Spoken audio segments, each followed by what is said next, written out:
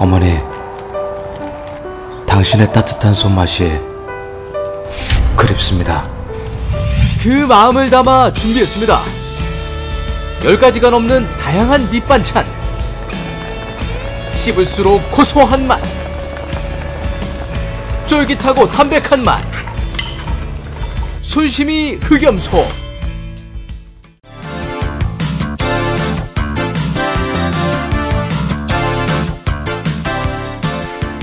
우리 지역의 뉴스 속 뉴스를 전해드리는 뉴스인 뉴스 인터넷 신문입니다. D2뉴스24의 류호진 대표 전화 연결합니다. 안녕하세요. 네, 안녕하세요. 홍성에서 발생한 구제역이 확산되는 분위기입니다. 네, 그렇습니다.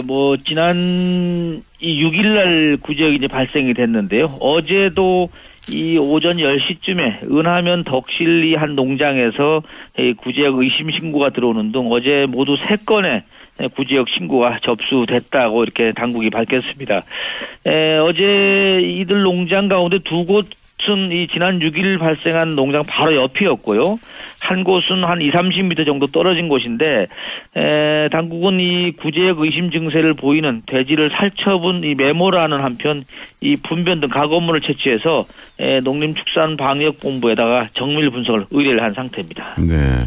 근데 설 연휴 때 사람이나 차량 이동이 늘어날 텐데 걱정이네요. 네, 그렇습니다. 이 구제역은 이제 차량과 사람의 왕래도 물론이고 또 공기를 통해서도 이 바이러스가 전파되는 만큼 당분간은 이 구제역 신고가 잇따를 것으로 보입니다. 다만 이제 축산당국이 기대하는 것은 이 지역에서 사육하는 돼지에 대한 이 구제역 백신 접종이 모두 끝났다고 합니다. 따라서 이 항체 형성률이 일정 궤도에 오를 것으로 보고 그래서 농가 피해를 최소화하기 위해서 이 구제역 의심 증세를 보이는 돼지만 우선 선별해서 살처분할 계획을 가지고 있습니다. 참고로 홍성하면은 이 어떻게 보면 축산 축산 단지다 이렇게 좀 많이 나오고 있는데 이곳은 한 300여 농장에서 한 50만 마리를 지금 돼지를 키우고 있는 어떻게 보면 전국 최대 돼지 단지라고 할 수 있겠습니다. 지난 2011년도에 구제역이 전국을 휩쓸 때 이 지역에서 돼지 한 5만 3천 마리가 살처분됐고요. 이 피해액이 100억에 가깝다 보니까 점점 이 지역에 있는 농가들로서는 좀 부담이 되고 좀 불안해하는 것 같습니다. 예. 그리고 대전시장 선거법 재판 다음 주 월요일에 검찰 구형이 있을 것 같다라는 말이 나오고 있죠. 네, 그렇습니다. 예상은 어제 있지 않겠느냐 봤는데 16일로 지금 미뤄졌습니다. 대전지법 제17형사부에서 지금 재판이 진행이 되고 있는데요. 어제 권 시자 등이 참석한 가운데 공판이 속행됐지만은 이 포럼 관계자들이 이 검찰 신문에 진술 거부권을 행사를 했고요. 또 어제도 이 포럼 압수수색의 어떤 정당성을 두고 검찰과 변호인 측의 공방이 이어졌습니다. 다음 재판이 오는 16일로 잡혀 있는데 이때는 검찰이 형량을 구형할까 할 것으로 예상이 되고 있습니다. 예. 어제도 독수독과 논란이 치열했다고 하는데 이 부분에 대해서 법원이 어떻게 판단할 것이냐 이게 관건이 될 것 같은데요. 네, 그렇습니다. 독수독과라는 것은요, 이 독이 있는 나무는 열매에도 독이 있다 이런 뜻인데 그러니까 이제 법조계에서는 위법적으로 수집한 증거는 법적 효력이 없다는 이런 의미입니다. 이번 재판 내내 지금 이 부분이 지금 계속 논란의 중심이 지금 되고 있는데요. 특히 이제 변호인 측 주장은 검찰이 1차 압수수색하는 과정에서 금품 살포와 관련된 자료만 압수했어야 되는데 수색영장에 없는 다른 자료까지 가져갔고요. 이 자료들을 나중에 형식적으로 갖다가 돌려준 뒤에 곧바로 압수수색 영장을 발부해서 또 가져간 것은 이거는 위법한 방법으로 수집을 한 증거가 아니냐 이겁니다. 따라서 이 위법한 방법으로 수집한 증거는 법적 효력이 없다 이런 주장을 하고 있는데 재판부가 이 부분을 받아들이냐 안 받아들이냐에 따라서 권 시장 어떤 형량과 아주 직결될 것으로 예상이 되고 있습니다. 그런데 어제 법정에서는 검찰의 강압 수사에 대한 증언도 있었다면서요. 네, 어제 일부 피고인들이 법정에서 이런 진술을 했었는데요. 권 시장 캠프에서 조직실장을 지낸 조모 씨 같은 경우는 검찰 조사를 10일 정도 받았는데 개인적으로 많이 힘들었다. 특히 당시 많이 위축을 받았다면서 이게 과연 제대로 된 수사 기법인지 모르겠다 이런 얘기를 했는데요. 뭐 이 과정의 조사 과정에서 이 뭐 극단적인 생각까지 했었다 이런 진술도 나왔었습니다. 또 포럼 사무처장인 그 김모 씨 같은 경우도 마치 자신이 불법을 저지른 것처럼 윽박지르고 또 휴대전화를 잃어버린 것에 대해서 은닉했다 뭐 이런 압박 수사가 심했다면서 조사를 받고 밖으로 나왔을 때 극도의 스트레스를 받았다 이렇게 증언을 했습니다. 네. 검찰 측 입장은 어떻습니까? 네, 사실 검찰로서는 이런 얘기 나오면 뭐 가장 당혹스러운 부분인데요. 어제도 이런 얘기를 했습니다. 모든 조사는 변호인이 참여한 가운데 진행을 했다. 그리고 변호인이 없을 때는 아예 조사도 하지 않았다. 뭐 이런 얘기를 하면서 지금 이 수사에 대한 이야기를 하는 것은 좀 본질을 흐리려는 것이 아니냐 이렇게 반박을 하기도 했습니다. 그러면서 피고인들이 법정에 나와서 자신들이 유리한 쪽으로 진술을 지금 바꾸고 있는데 조사 당시 공소 사실에 대해서 인정을 했지만 이제 와서 피고인들이 거부하는 이유가 뭐냐 이렇게 피고인들을 추궁하기도 했습니다. 예.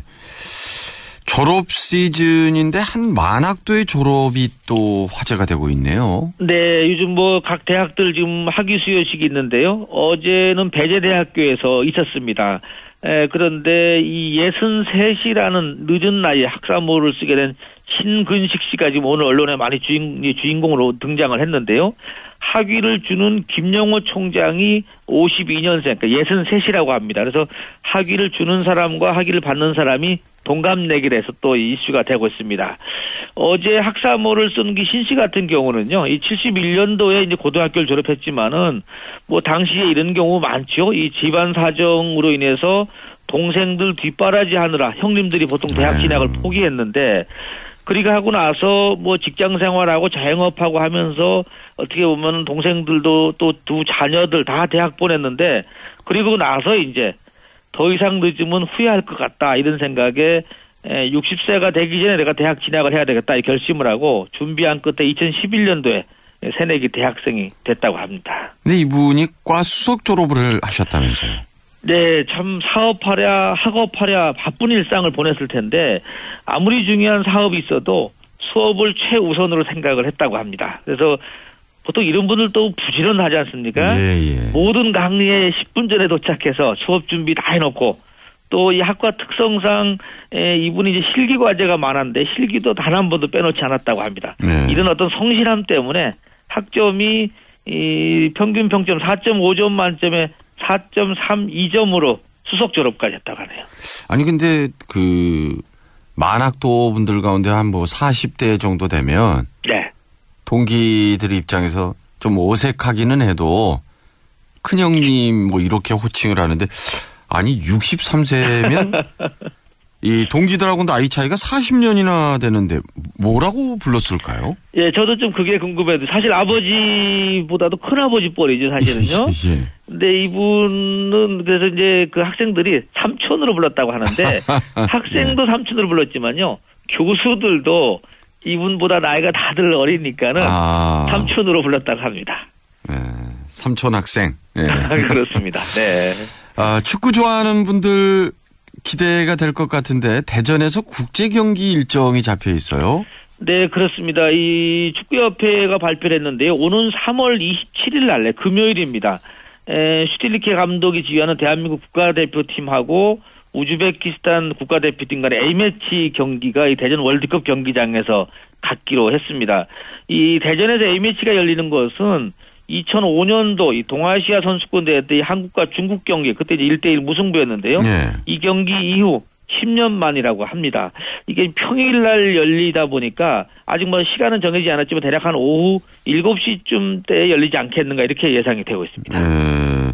금요일이라고 하니까 뭐 부담은 없을 것 같아요. 예, 어떻게 보면 다음날 부담도 없네요. 예.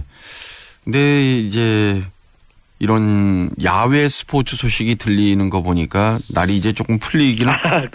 그렇습니다. 예. 오늘 소식 잘 들었습니다. 네, 감사합니다. 네, D2뉴스 24의 류호진 대표였습니다. 네, 플러스 뉴스 시간입니다. 오늘 아침 지역신문들은 대체적으로 이완구 이 총리 후보자 인준안이 16일 일로 연기됐다는 소식이 헤드라인을 장식을 했습니다.